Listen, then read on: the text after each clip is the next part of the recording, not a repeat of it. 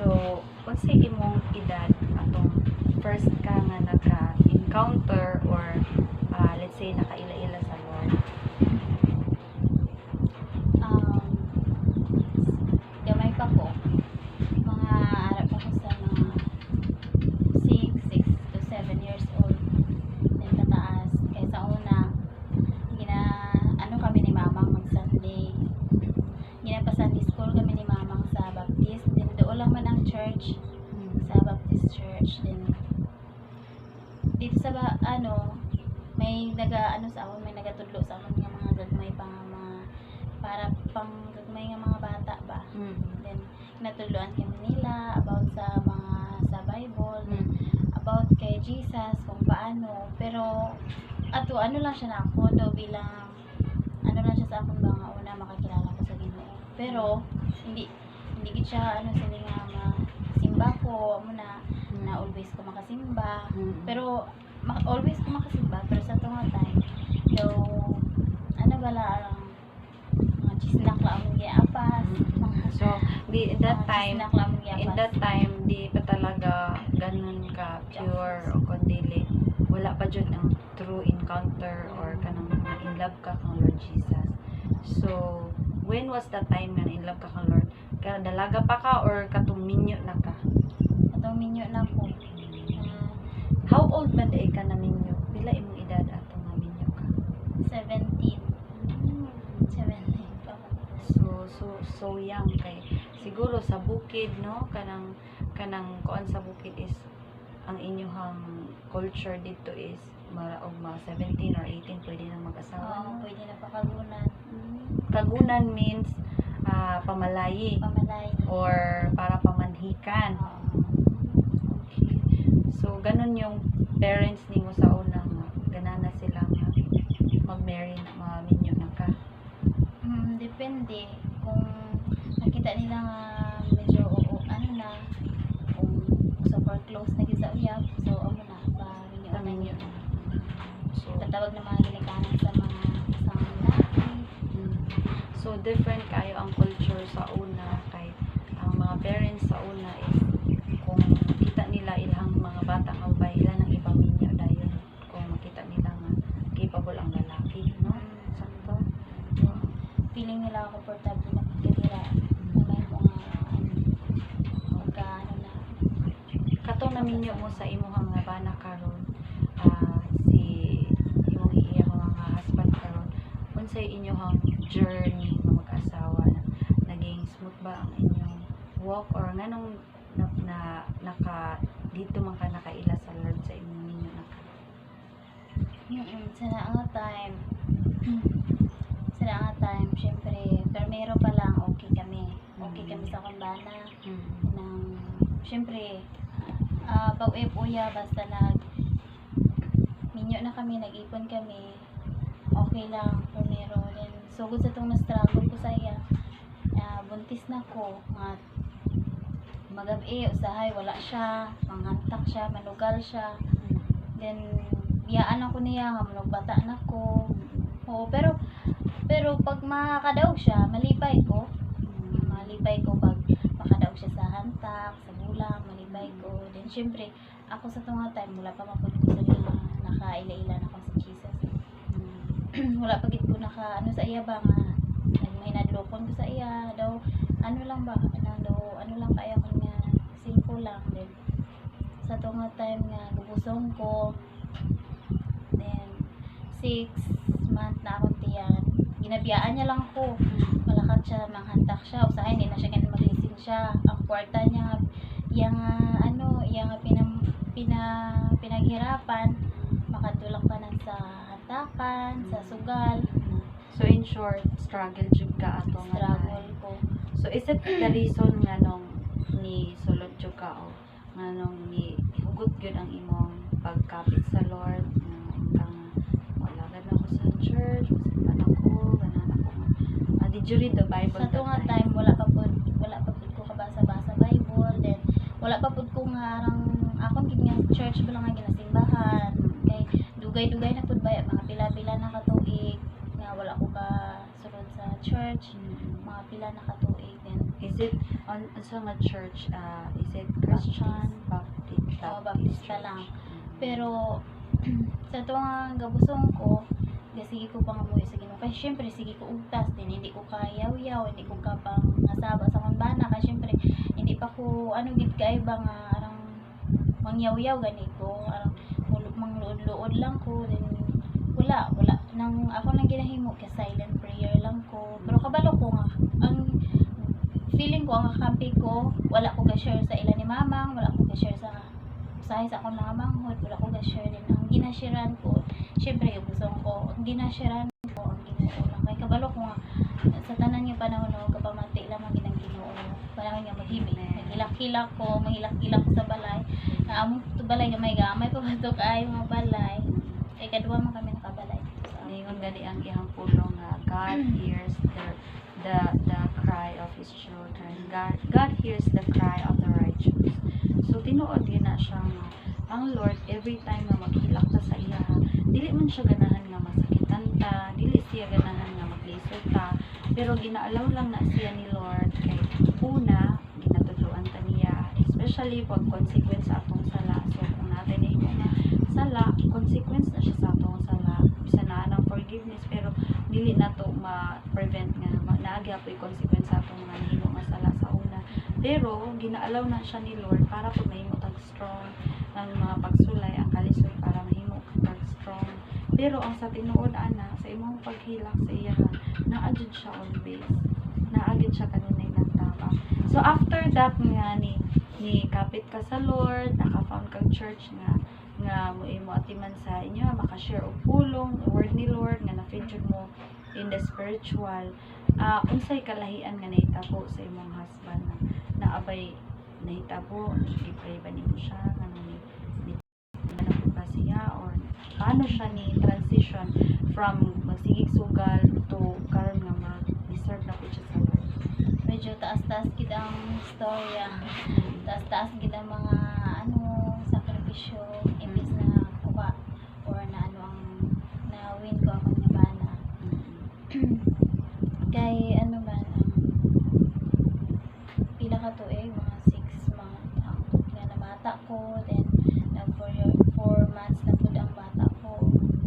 4 months hasta nga dugay pa sa nag 3 years old nga pero 1 year pa lang ako bata man, nag 1 year pa lang nakakita na ko church nga feeling ko comfortable ko, na-invite ko sa akong manghod na siya inang day may ara bala ga Bible study sa balay si pastor Mani, then sinigwala to ka be, pero dito sa Dumaguete simbahan ako sa Dumaguete.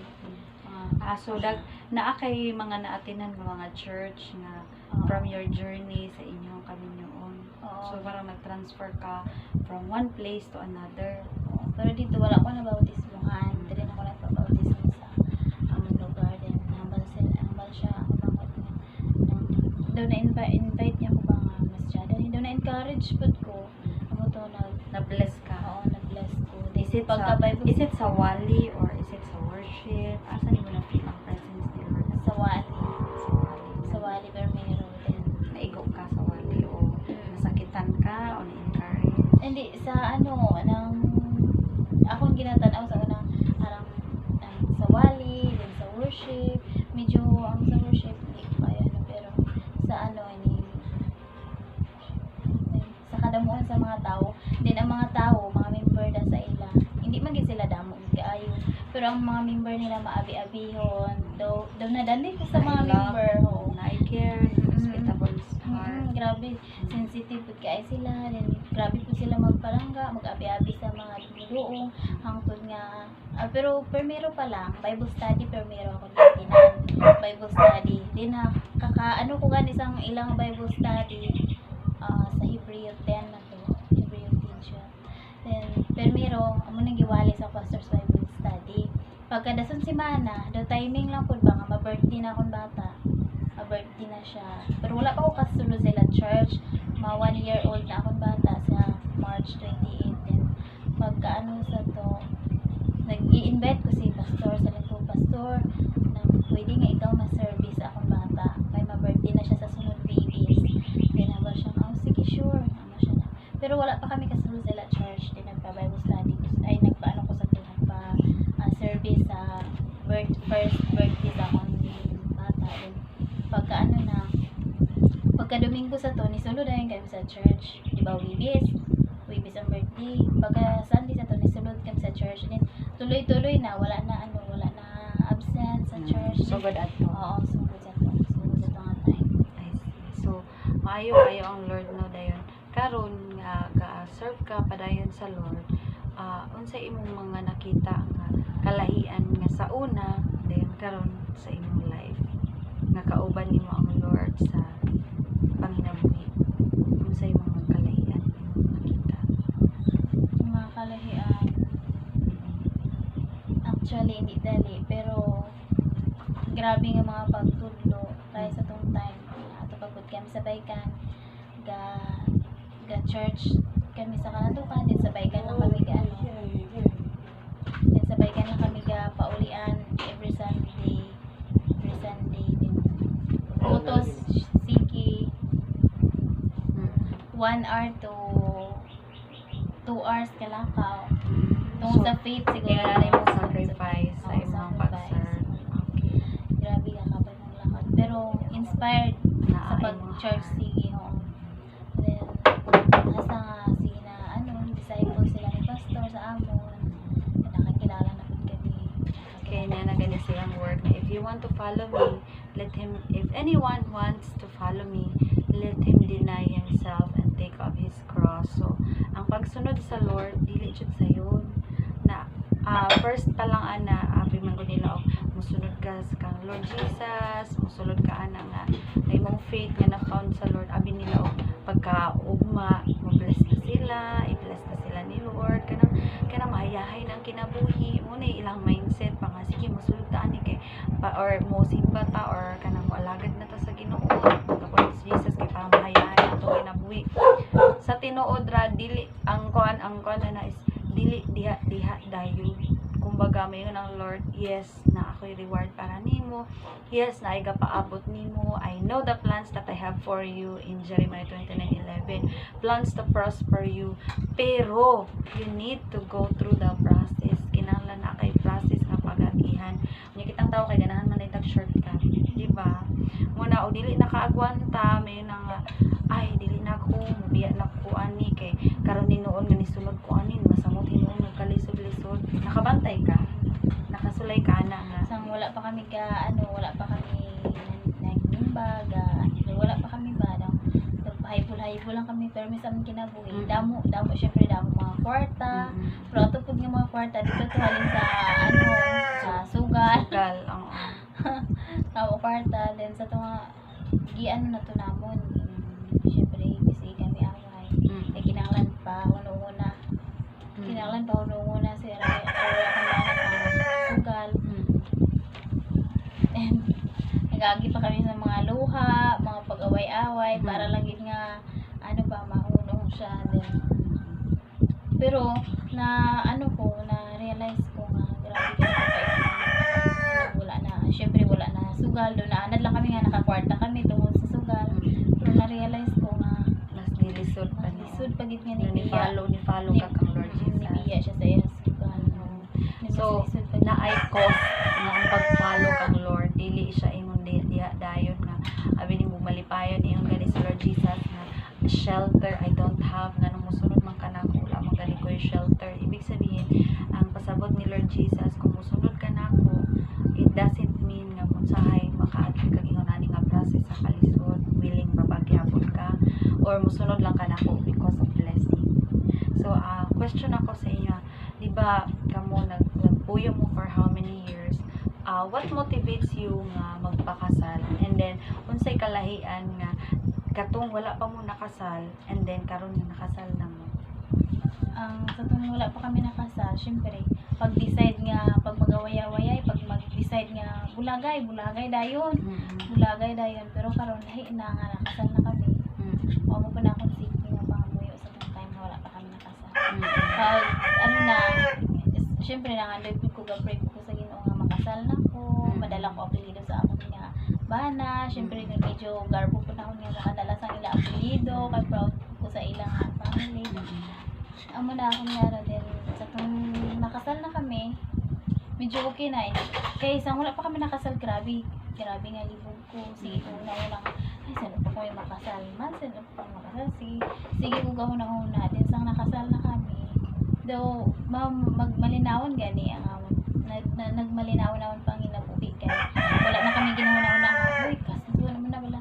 Ang ginahuna-una namin niya.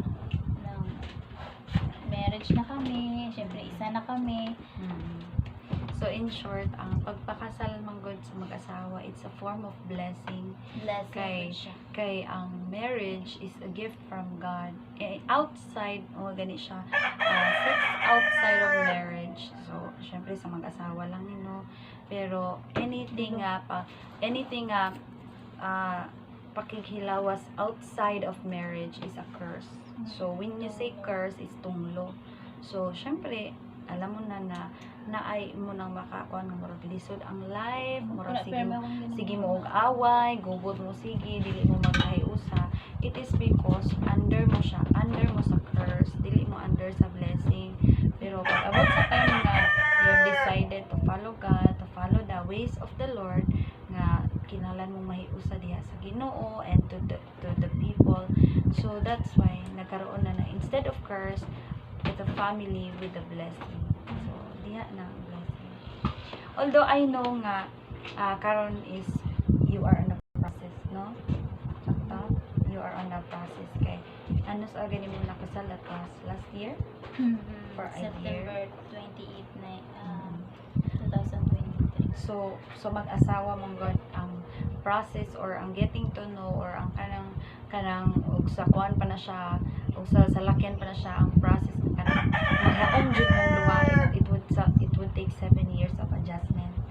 So since let's say nga nagpuyo mo for like 5 years or 6 years wala pa mo nakasal, that is not counted. Kay that time is you are under curse pa man.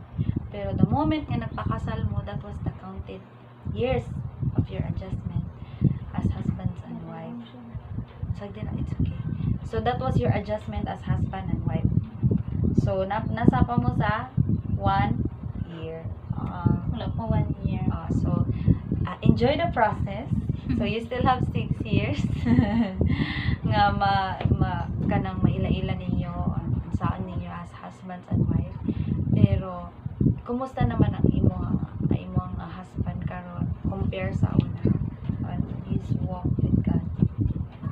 Okay na siya karon.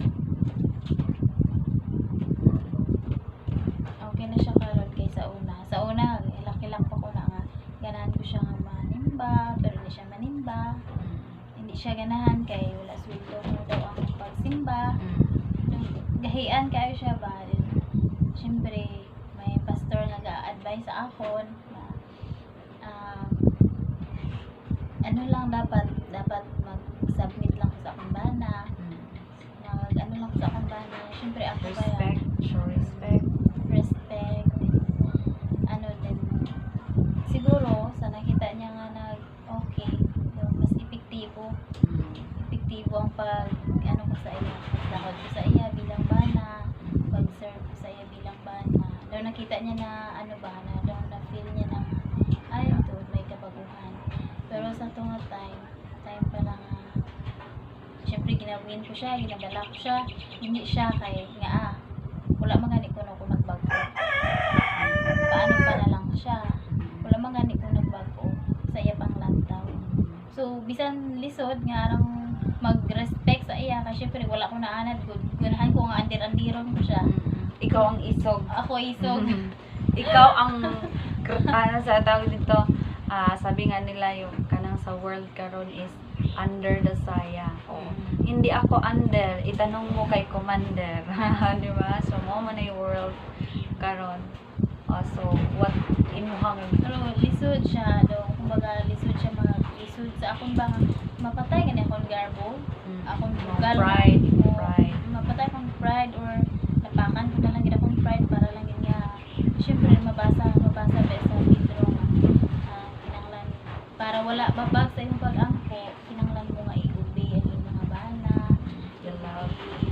masabit ka sa iya, i-respect mo siya, servisyohan mo siya, syempre lisod no. Lisod mag-servisyo sa isa ka bana sugarol. Nya sugarol pa may batasan po siya nga hindi po nami. Lisod mag ano sa iya ba? Galing ginaw. Ano ko lang agwanta ko lang para lang gid nga masabat sang Lord ang ako mga pag-ampo kay nasiling man siya nga wala pa pag sa pag-ampo basta ipakita lang nimo yung pag-espiritu sa inyo. Yes, amen to that. Kaya yun guys, yung pulong na sa Ephesians na husbands, love your wife as Jesus loves the church. Pero kitang mga babae, nag-iyan sa Lord na wives, submit to your husband as the church submits to Christ. So, ato silang i-honor, ato silang i-respect. Napakita daw na to atong love sa atong husband, pinaagi sa respect. Kaya og ato siyang singka-singkahan, although nakasala siya, although na siya nahimo masayog, niya ato po siyang singkahan, diha mapakita mo lang respect sa iya. So, in short, sa imuha nga testimony is lawin nimo ang imong husband na mo-serve na sa Lord, na mo padayon siya nga ilailahon niya ang Ginoo through your respect. Siguro nakita niya. Imuhang ginapungga ng imong kaugalingon nga mo tubag, sukol, singkahan nimo siya. Lisod mag ano na mag-adjust. Gi-adjust ang Ang inyo. Okay. So, praise God, no? Salamat sa imuhang testimony, Sister Marivic. So, I hope na we have learned the lesson for today. So, for husbands and wives, it's not too late kung ang atong husbands or atong wives is wala sila nag-serve sa Lord. Okay,